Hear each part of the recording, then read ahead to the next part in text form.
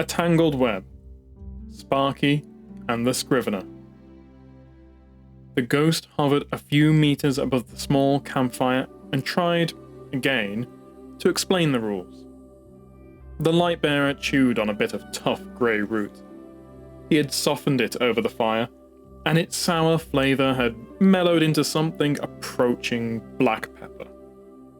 To his surprise, he found himself enjoying it. He interrupted his ghost.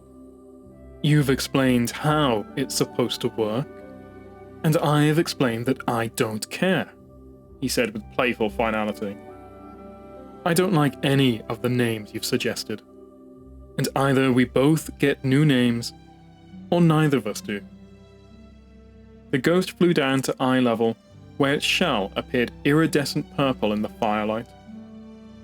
"I have had several good names already," it replied. "I enjoyed some of them quite a bit." The Lightbearer shook his head. "You said I had a name before as well, but you won't tell me what it was." "Can't," it corrected him. The Lightbearer fell silent. The ghost emitted a static sigh.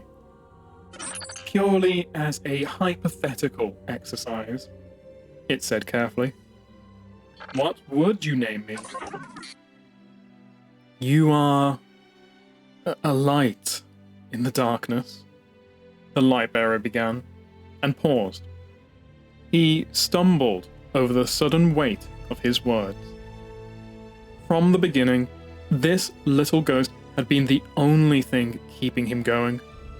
It seemed every guardian he met had little interest in him except to hold him accountable for the unknown sins of his past. But this almost unbearably earnest ghost had mended him again and again. It nourished him with its encouragement and its inexplicable single-minded faith in him. It showed him compassion. Sometimes, when he writhed awake with a hot knot of nameless anxiety in his belly, the ghost would rest on his chest and hum to him until he fell back to sleep. The Lightbearer took a breath to regain his composure. "And thus, I name thee Sparky." The ghost emitted a pained groan, contracted in the air, and fell to the ground where it lay face down in the leaf litter. The Lightbearer smiled. "I'm sensing some reluctance, Sparky." The ghost gave the barest pulse and rolled itself over in the leaves. A tiny, lazy movement. It dimmed its light to a bare flicker. "It's terrible," it said flatly. "Picky," the Lightbearer sniffed. "Very well. I can do better." The ghost warily resumed hovering. "How do you feel about gleam?" he asked. Flash, or maybe glint?" Glint? A rainbow of colours played across the ghost's eye. This usually meant he was calculating complex enemy behaviour, determining combat outcomes, or mapping hundreds of bullets and their millions of possible trajectories. "Oh, I like glint." The Lightbearer drew to his feet by the fire and bowed deeply. "Then it is an honour to meet you, Master Glint." He reached out a finger and wiggled one of Glint's points in greeting. The absurdity of the gesture delighted the little ghost. "And now that you have a name," said the Lightbearer, "perhaps I will be more open to ideas as we search for mine." Glint dipped in the air, acknowledging his partner's progress.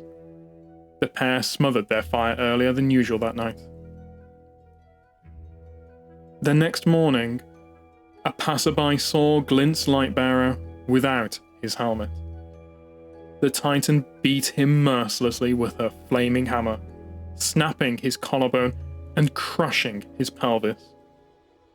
He died, hours later, of internal hemorrhage.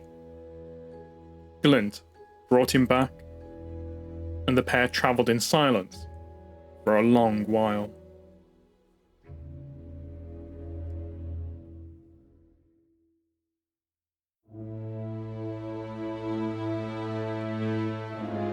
Identity.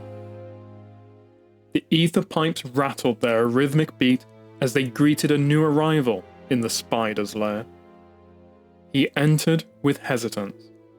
Gold eyes flitted around the room like a nervous animal. His clothes were those of a traitor. The white shawl of a funerary covering draped across shoulders that hunched downward as if a heavy burden rested on them. He was thin from hunger, broken by the cruelty of a face he did not recognize, but others reviled. Out of compassion, he was given a space to rest, a modicum of privacy amid the rattling pipes.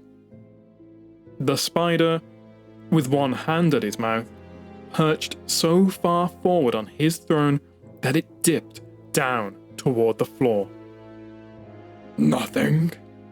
he asked one of his lieutenants, who offered a wordless shake of his head in response. "And you're sure this isn't just some..." Spider waved one hand in the air as if gesturing to his point. "Some clever ruse?" The silence that Spider was met with may as well have been a resounding affirmative. "Fascinating," Spider grunted as he slid forward off of his throne. He landed on the floor with surprising grace, but when he walked, it was with an ambling gait, a feigned weakness. He dismissed his lieutenant with a flippant gesture and traipsed toward the nearby storage room. The pipes were quieter in there, but only just. Seated on the floor, wrapped in the tattered white cloth of his burial shroud, the man, once known as Prince Uldren Sov, looked up to the wide shadow Spider cast in the doorway. He rose to his feet, then bowed. "Baron," he said mistakenly, unaware that Spider neither held no such title, nor led a great house. Spider's response was a smug laugh, though he tried to temper it behind smiling words. "You look like the underside of a dreg's boot," Spider opined as he glided into the room with a silence that belied his stooped posture and uneven gait. His guest, a light bearer no less, turned to his ghost in a moment of uncertainty. "We've had better days," was the ghost's response. Spider restrained himself from criticizing the ghost for intruding on the conversation, and pointedly ignored him. "My boys said they found you adrift in space, that your ship ran into some debris," Spider said. "Awful generous of them to retrieve you." The spider circled slowly, blue eyes glowing in the gloom of the dimly lit space. Up close, he carefully assessed the light-bearer's posture, his expressions, and even something as intimate and subtle as his scent. "How long were you trapped up there, in the vacuum? Dying and being reborn, over and over again?" The light-bearer slouched, and his gold eyes averted to the floor at the memory. "Long enough to know what eternity feels like. Long enough to know that I'd never escape without." He looked up to Spider, to the glow of those ether-infused eyes. "Without help." "That's me," Spider said eagerly. Very helpful indeed." Now sure that the light-bearer didn't recognize him, Spider ambled up close and took an assessing look at his new guest. "I don't think I caught your name," he added. One final test. The light-bearer didn't know how to answer. His ghost was silent too. I don't have one. It took all of Spider's energy not to burst out in gleeful laughter. Well, that won't do, Spider insisted as he laid a hand on the Lightbearer's shoulder. That won't do at all. I won't have someone in my care. And Spider was careful to emphasize that word, without a proper name. With a sly tone, Spider moved in closer and suggested, How about we try one out? Just for a little while. You and me. His voice lowered, gravelly and hushed. What do you think about Crow? The Lightbearer's eyes showed no recognition. The Spider's shone with predatory intent.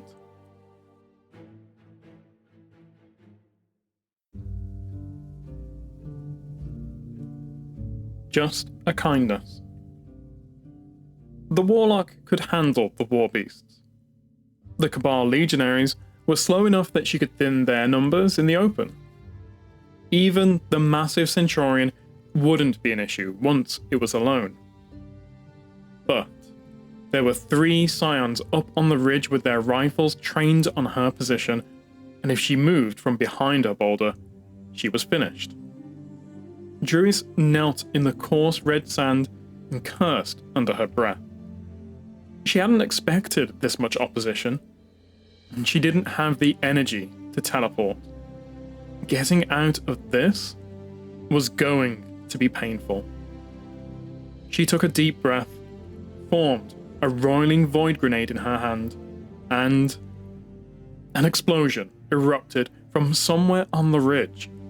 Gunshots, not the ozone pop of Cabal slug rifles, but the sweet crack of old-fashioned black powder. The Centurion barked orders at the legionaries, but panic quickly won out over commands.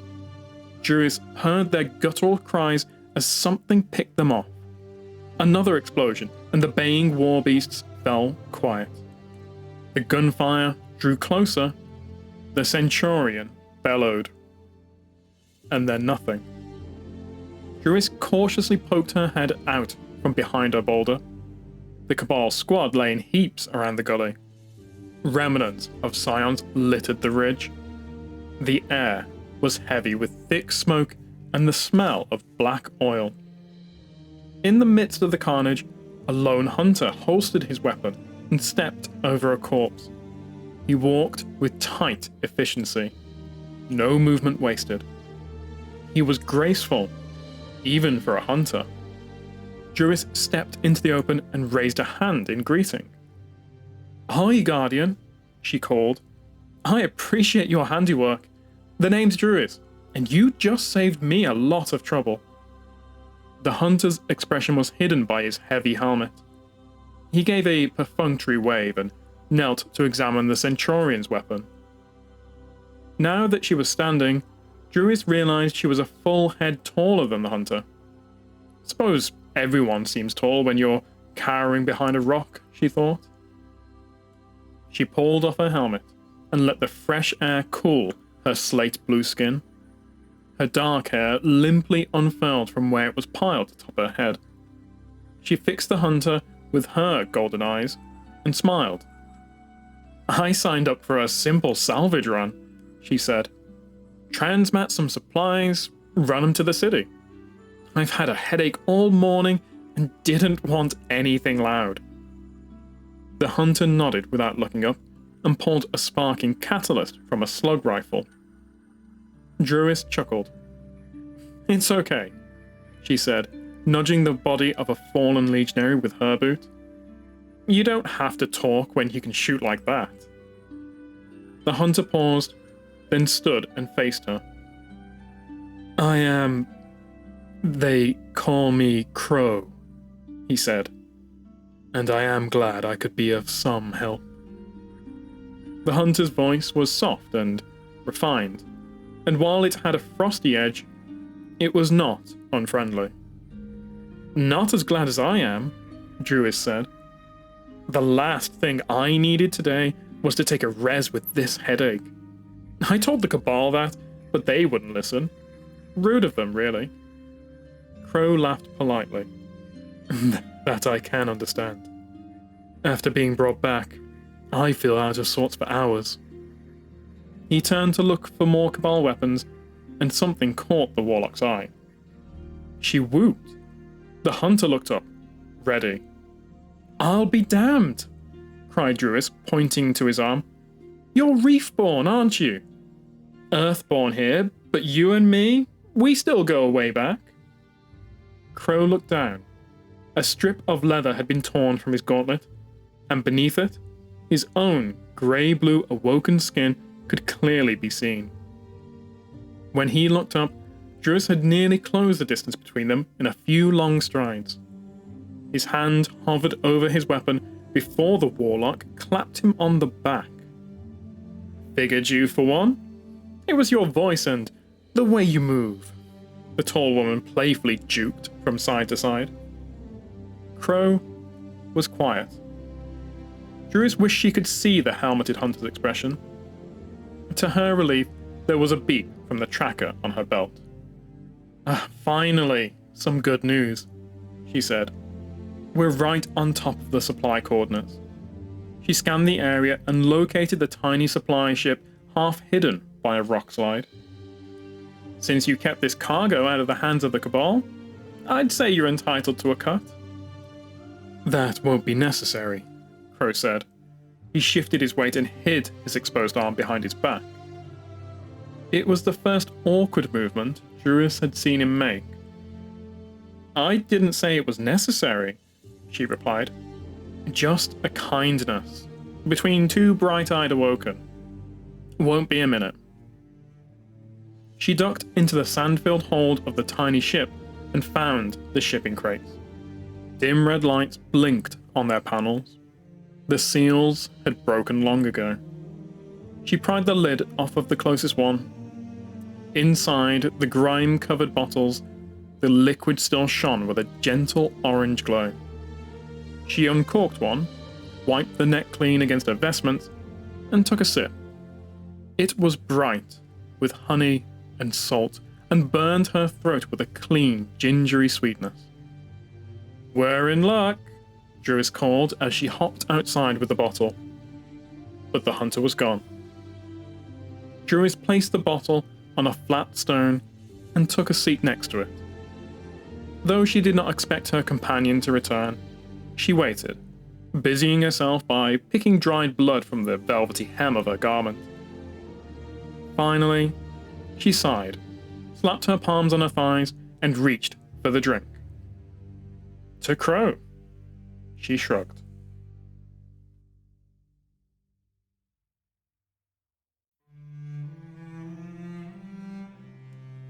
Saturno. He wasn't afraid of the scorn at first. Like anyone else who could spare the bullets, Crow had picked off a dozen at a distance when he found them in the open. Glint had told him they were related to Elixni somehow, which made sense. They moved like Elixni, but they just wouldn't stay dead.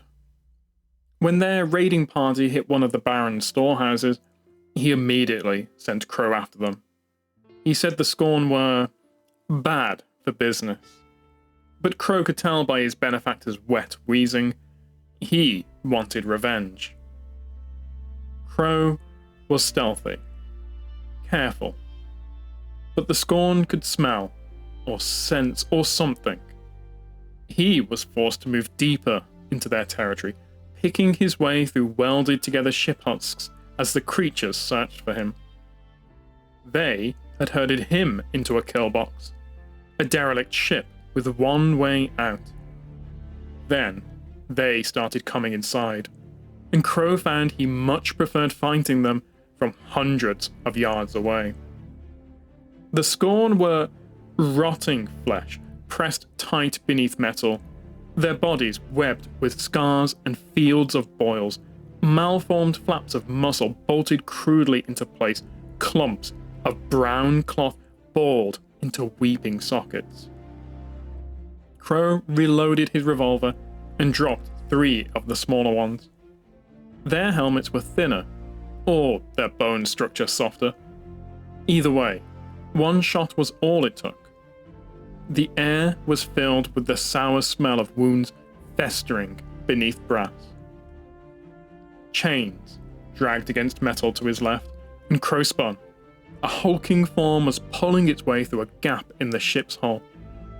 Crow fired. Some of the blue pustules that ringed the creature's shoulder burst open. A thin gas rose from the wound and released an acrid smell of cold solvent. He unloaded into the thing's body, corking the tunnel with its corpse. Two stalkers pressed through another gap and moved to flank him. He backpedaled and reloaded, fully aware that he was being pushed farther into the corridors of the ship. He turned in time to catch sight of a flaming thurible and ducked, but it collided with the side of his head. His ears rang, and his revolver clattered to the floor. The stalkers hooted in excitement as something tackled him. It was one of the big raiders, its 4 ropey arms bound with filthy belts. He struggled and felt the leather straps along its forearm twist and crunch. They were caked with dried lymph.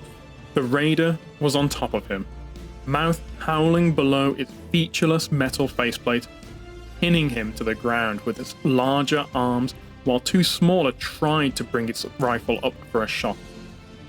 A jagged claw tore through Crow's cheek as he writhed and kicked in the raider's grasp. He wrestled the rifle away from his chin and forced it in the direction of the 2 stalkers. He groped blindly until his fingers found the trigger. The burst of fire hit the stalkers and they fell in a screeching heap. The raider roared and twisted the rifle from Crow's grip and flung it away.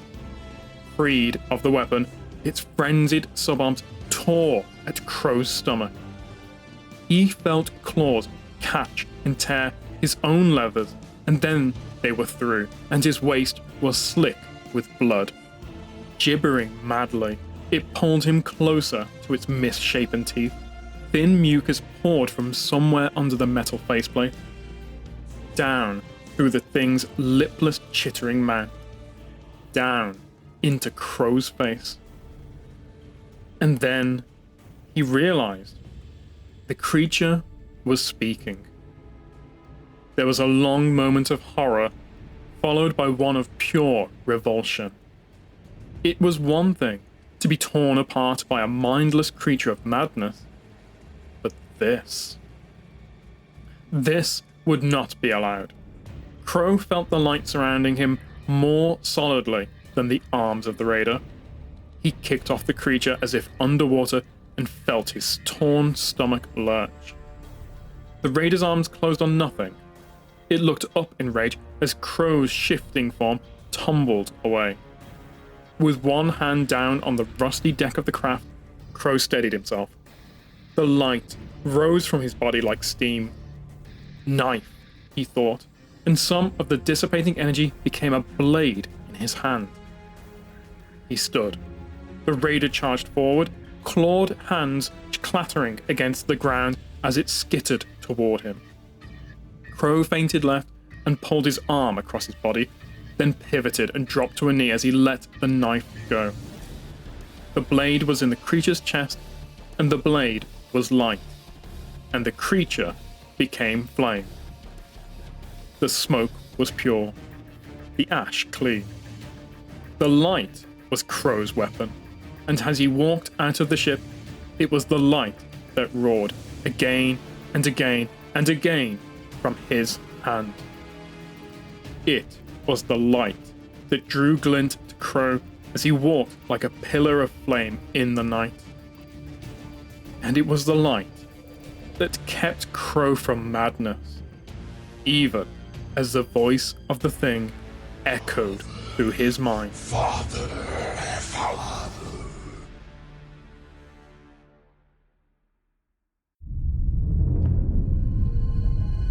Theraphosa. Glint checked his coordinates again and entered Spider's subterranean shipping depot. He bobbed uncertainly through tight towers of stacked crates, beneath hanging coils of gurgling tubing, over piles of crushed phase glass, and through a hissing vent of rich lavender smoke that obscured what looked like a quantum opal. But, as private ownership of such an unstable isotope was utterly forbidden, Glint decided it must be a replica. He found Spider working a bank of consoles in the nexus of the depot. An intricate series of gravity currents filled the air with gently gliding cargo. Rusty iris gates snapped open and shut as Spider directed his goods to unseen corners of his dominion. "Tell me about Crow," Spider said without looking up. Glint flew closer and caught sight of himself on a small monitor. He saw a mosaic of security feeds, corridors in the tangled shore, a strange workshop, Crow's quarters, before Spider collapsed the images and turned to address him directly. "How has our friend been performing in the field?" "Quite well," Glint answered. "He's feeling more confident, while—" "Good," said Spider dismissively. He plucked a cracked chunk of seraphite from the current of air as it passed, ran his claws over it, then placed it back in the beam. "Has anyone told him?" Glint didn't have to ask for clarification. "Not outright.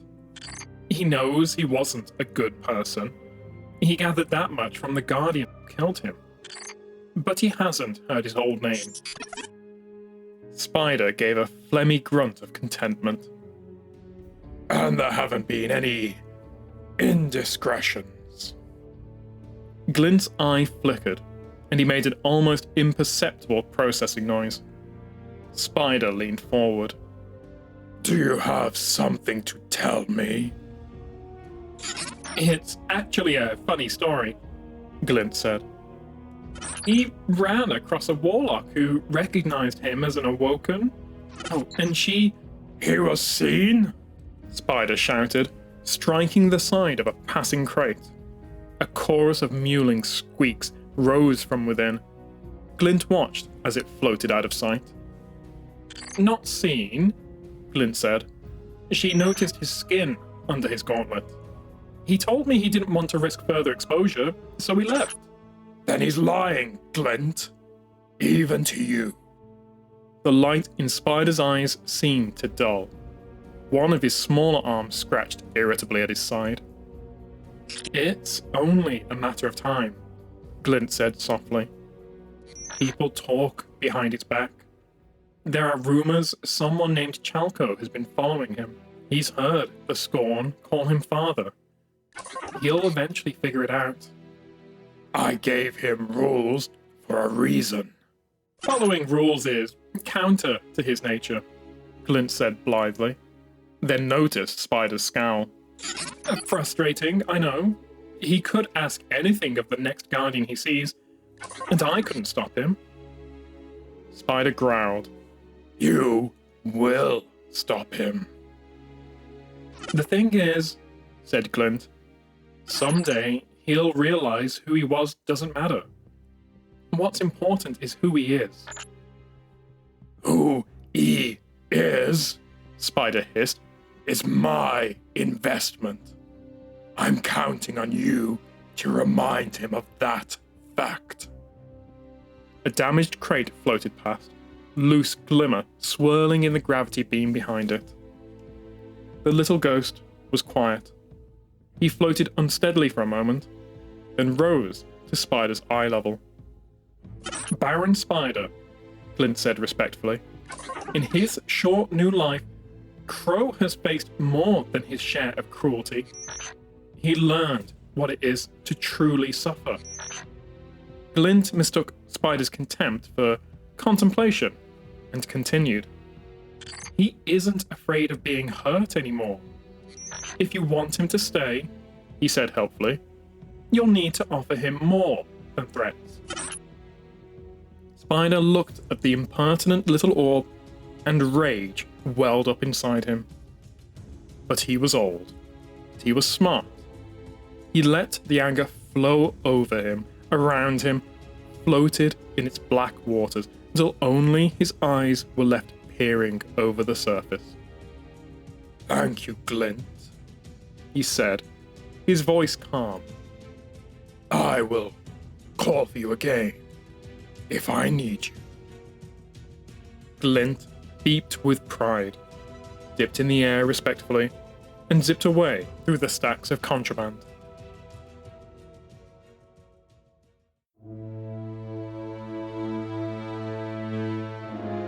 Revenant's switch. The ether pipes were howling. Spider sat hunched to one side of his throne, head in hand, when Crow returned from the field. "Baron," Crow addressed his ostensible benefactor.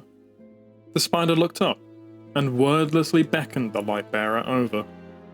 Upon reaching the throne, Crow took a knee. "What was it we talked about before you left?" Spider's rhetorical question sat like a weight of stones on Crow's shoulders. Crow didn't look up, and when he started to answer, Spider cut him off. "Guardians can't be trusted," was Spider's reminder. "They can be useful, they can be powerful, but never trusted." "Baron, I only thought to—" "No," Spider bellowed. "You didn't. If you thought about anything, you wouldn't have exposed." Spider caught himself, words turning into a snarled grumble as he laid back in his throne. "You're screwed up." Crow, head bowed and eyes fixed on the floor, said nothing. He knew the spider's anger, knew his displeasure, and knew his wrath. He had no desire to face it again. "But maybe there's some..."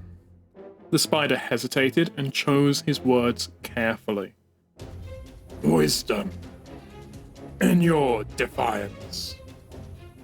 Guardians are too good a resource to cast aside, especially on matters beyond our mutual expertise." It was only then that Crow looked up, questioningly. For a moment, he felt humbled pride. Perhaps, he believed, that act of defiance had broken through to Spider, revealed Crow as more than a convenient light-bearer. The spider held out one hand. "I have an idea to protect you." His offer sounded sincere, even if Spider meant his investment and not Crow as a person. "Send Glint over." Crow grew tense, looked away, and then thought better of testing another act of defiance so soon. With a nod, he showed his compliance as Glint manifested at his side. The ghost fixed on Crow with a nervous look, then flew up to Spider. "What do you require?" Glint asked. Instead of answering, Spider snatched Glint out of the air with one hand. Glint shrieked, and Crow stood swiftly, but just as swiftly saw the arc pikes of Spider's guards thrust at him. Spider made a clicking noise in the back of his throat and reached for a set of tools nearby. Tools used to pry open the shells of dead ghosts. They would work on living ones just as well. "What are you doing?" Glint demanded, fear in his voice. Crow stood frozen, having faced Spider's punishment before. But this was his ghost. A part of Crow also feared that perhaps he was misreading the situation. He was so certain that Spider would never do anything to permanently hurt him. But when the spider shocked Glint into paralysis with a small needle tool, Crow was disabused of that certainty. "Stop!" Crow cried as Spider wedged a flat tool between Glint's shell plates. "No!" With a snap, Spider popped one of the casings off. Then he looked up to Crow and switched tools. "Don't worry," the spider said, in soothing reassurance that flowed like ice through Crow's veins. "I'm just going to make some modifications," he said, igniting a cutting torch, "to better protect you from the world."